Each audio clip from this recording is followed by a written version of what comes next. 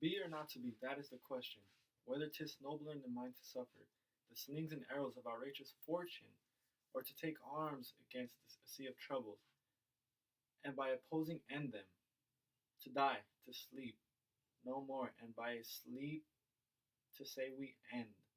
The heartache and the thousand natural shocks that flesh is here to, 'tis a consummation. Devoutly to be wished, to die, to sleep, perchance to dream. Aye, there's a rub. For in that sleep of death, what dreams may come, when we have shuffled off this mortal coil, must give us pause. There's a respect that makes calamity of so long life. For who would bear the whips and scorns of time, the oppressor's wrong, the proud man's contumely, the pangs of despised love, the law's delay, the insolence of office and the spurns, the patient merit of unworthy takes, when he himself might his quietus make with a bare bodkin?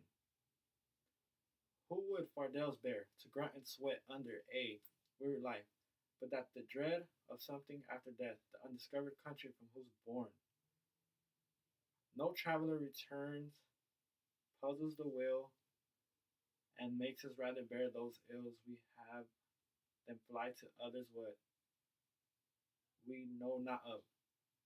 Thus conscience does make cowards of us all, and thus the native hue of resolution is sicklied o'er with the pale cast of thought and enterprise of great pitch and moment. With this regard, the currents turn airy and lose the name of action. Softy now, the fair Ophelia, nymph, in thy orisons be all my sins remembered. In Hamlet's soliloquy, to be or not to be, he is simply talking about life and death. He says to be or not to be. He's saying if he should be alive or dead. He doesn't mean it directly.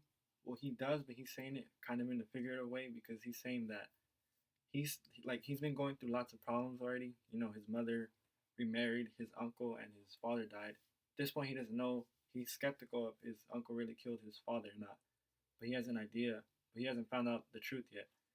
So at this point, he has too much problems, so he figures that he wants to kill himself. But the thing is, he's saying that this is something that applies to all of us, saying that if you kill yourself, that's what we're afraid of. When we die, what happens after the afterlife? What's going to happen? That's what he's afraid of, and he's saying that's what we're all afraid of. That's why we don't do it, and then we don't take action because we're too busy thinking and thinking. And when we think, that prevents us from actually taking action, that's something that he's saying, that we're afraid to take action because we think too much about the situation. The most important line that really points this out is when he says, "Thus, conscience thus makes cowards of us all."